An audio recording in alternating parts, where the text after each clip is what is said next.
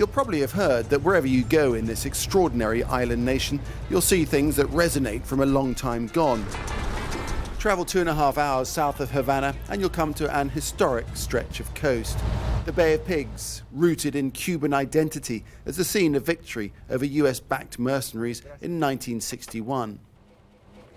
But here too, another legacy of Cuba's history and years of isolation, pristine coral reef. Around the world, more than 50% of coral reefs have disappeared.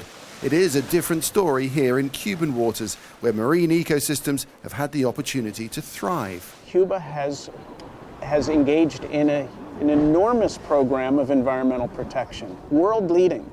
So here in Cuba, they're protecting 25% of their waters in marine protected areas. And that compares to maybe about 9% currently in the United States and only 2% worldwide. The lack of chemical fertilizers in agriculture has also meant there's very little toxic runoff into the ocean. It's almost like a time machine, going back in time to see what these coral reef ecosystems used to look like. And that really gives me hope for the future.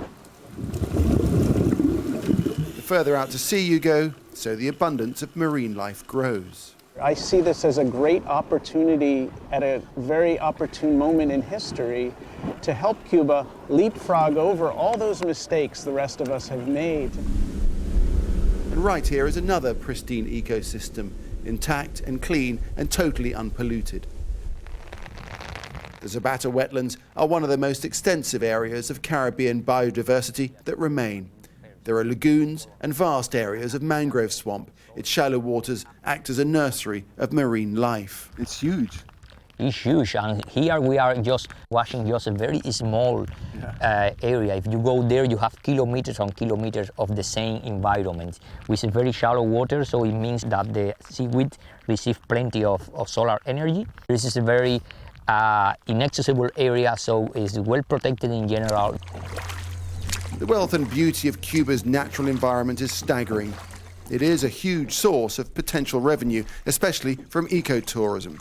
But the trick will be tapping its wealth without destroying its integrity. Nick Clark, Al Jazeera, the Bay of Pigs, Cuba.